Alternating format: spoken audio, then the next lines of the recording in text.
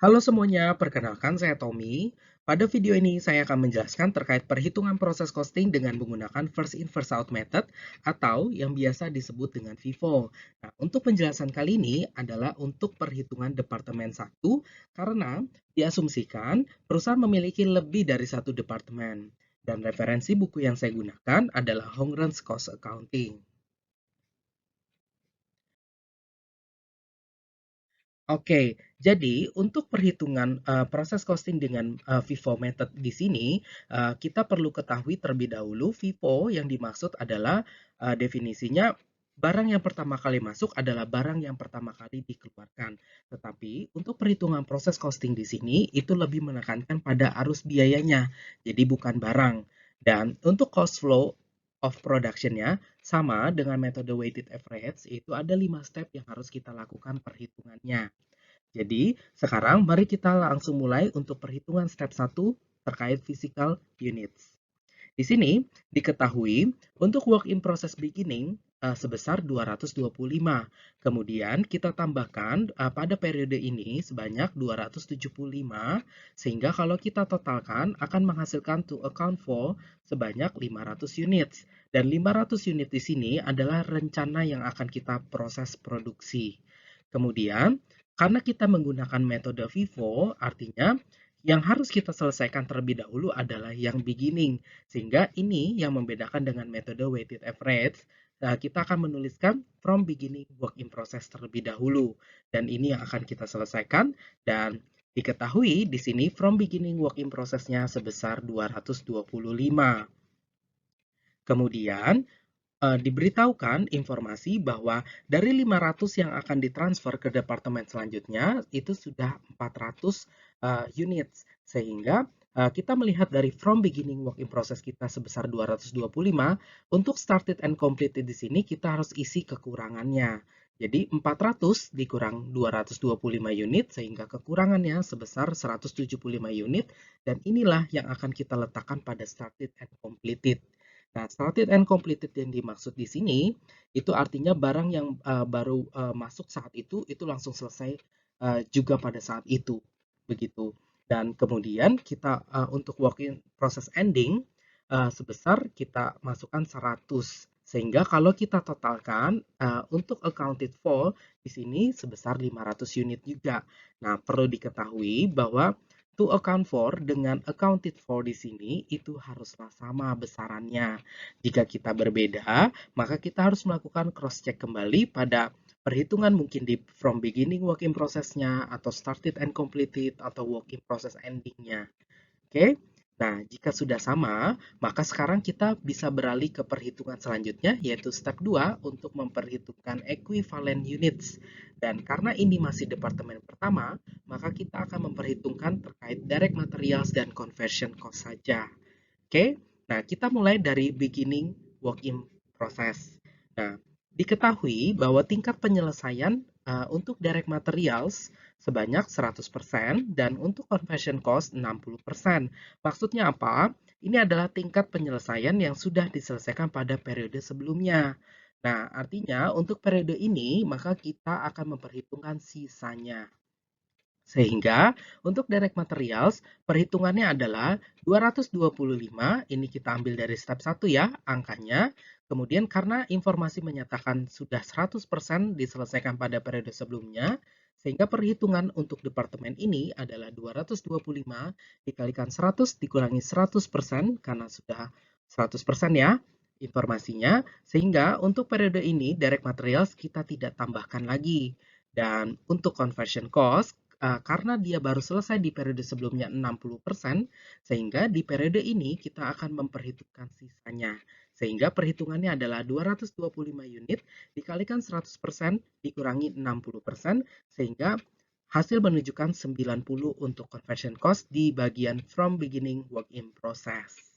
Dan untuk started and completed, karena dia sifatnya sudah started and completed, jadi dia sudah dipastikan selesai 100%. Sehingga langsung saja untuk direct materials, 175 dikalikan 100% akan menghasilkan 175. Dan untuk conversion cost, 175 dikalikan 100% akan menghasilkan 175 juga. Dan Untuk work in process ending di sini, tingkat penyelesaiannya diberitahu di soal bahwa direct material 100% dan conversion cost 50%.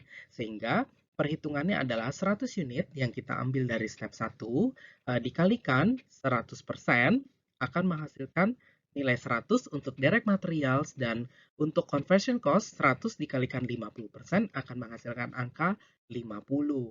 Sehingga kalau kita total, untuk direct materials akan menghasilkan nilai 275, dan untuk conversion cost, kalau kita total akan menghasilkan nilai 315. Dan inilah equivalent unit of work done in current period. Oke, jika sudah, maka sekarang kita bisa berlanjut pada step 3.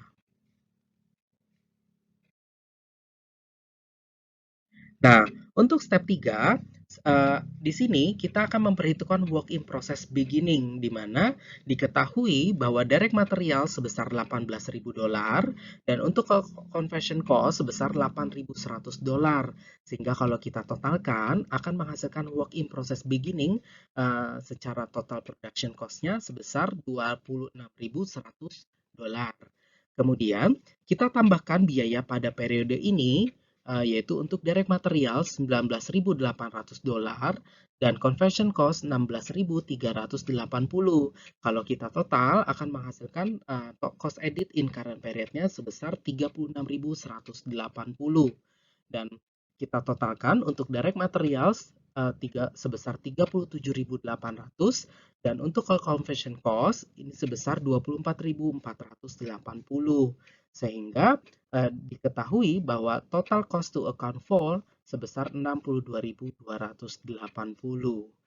Oke, dan di sini karena kita menggunakan FIFO, artinya ini yang cukup membedakan dengan weighted average, di mana kalau weighted average untuk perhitungan di step 4 kita akan menggunakan total cost accounted for, gitu ya. Tetapi karena di sini kita menggunakan FIFO, kita hanya menggunakan cost edit saja, karena kita hanya butuh informasi biaya yang ditambahkan di periode ini itu berapa, dan tidak pakai dengan yang work in process beginning, karena ini sudah diproses di departemen sebelumnya. Sehingga langsung saja kita pindahkan untuk step 4, di cost edit in current period-nya kita ambil dari cost edit yang ada di step 3, yaitu untuk direct materials 19.800.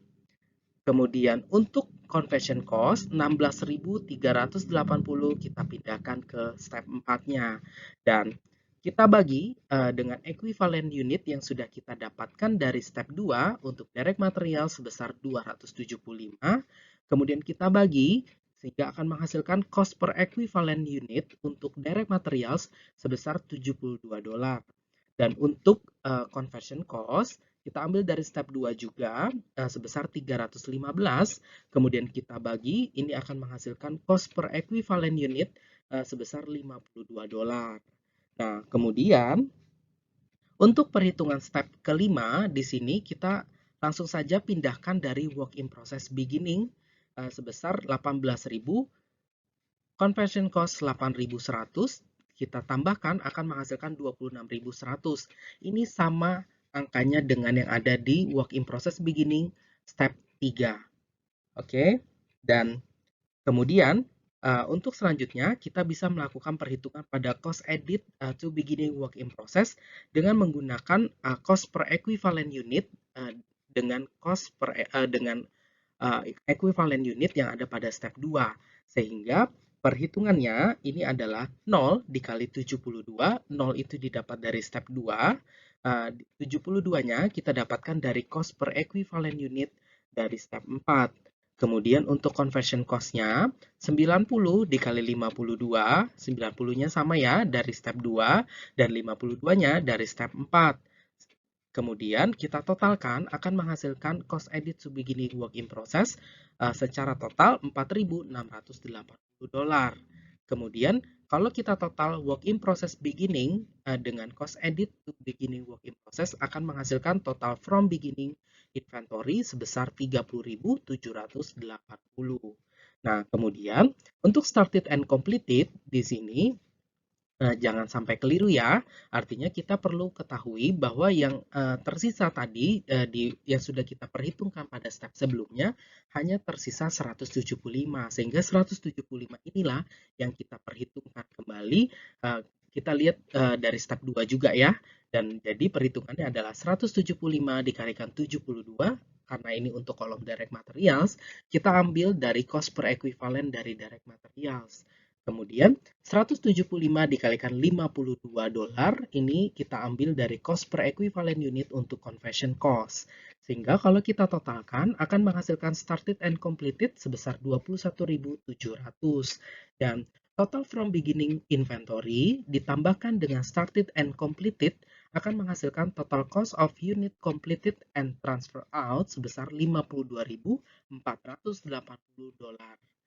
Oke, kemudian kita bisa memperhitungkan untuk work in process ending, caranya sama, yaitu kita lihat dari step 2, angkanya 100, kita kalikan dengan cost per equivalent unit yang ada di step 4, $72 untuk direct materials, dan 50 dikalikan 52 untuk conversion cost-nya, sehingga kalau kita totalkan, ini akan menghasilkan work in process ending sebesar 9.800. Dan untuk kita total untuk kolom direct materials di step 5, di sini totalnya adalah 37.800 dan untuk conversion cost sebesar 24.480. Sehingga kalau kita total ini akan menghasilkan total cost accounted for sebesar 62.280. Nah, perlu diketahui kembali bahwa total cost to account for dengan total cost accounted for yang ada di step 5 haruslah sama besarannya, sehingga kalau sampai berbeda, kita perlu melakukan pengecekan kembali pada perhitungannya. Oke, jika sudah sesuai, maka selanjutnya kita masuk ke tahap penjurnalan. Nah, penjurnalan di sini yang akan saya jelaskan adalah untuk departemen pertama, karena diasumsikan perusahaan memiliki lebih dari satu departemen. Oke, bagaimana penjurnalannya? Mari kita simak. Nah, karena di sini departemen pertama, maka penjurnalannya adalah work in process departemen 2 sebesar 52.480 di sebelah debit, pada work in process departemen 1 sebesar 52.480 di sebelah kredit. Nah, ini kita dapat angkanya dari step 5, yaitu dari total cost of units completed and transfer out. Ya, nah arti dari jurnal ini adalah kita sudah selesaikan pada departemen 1, yaitu departemen ini ya yang sekarang kita perhitungkan, kita transfer ke departemen selanjutnya yaitu departemen 2. Seperti itu. Oke, demikian penjelasan dari saya, semoga bermanfaat.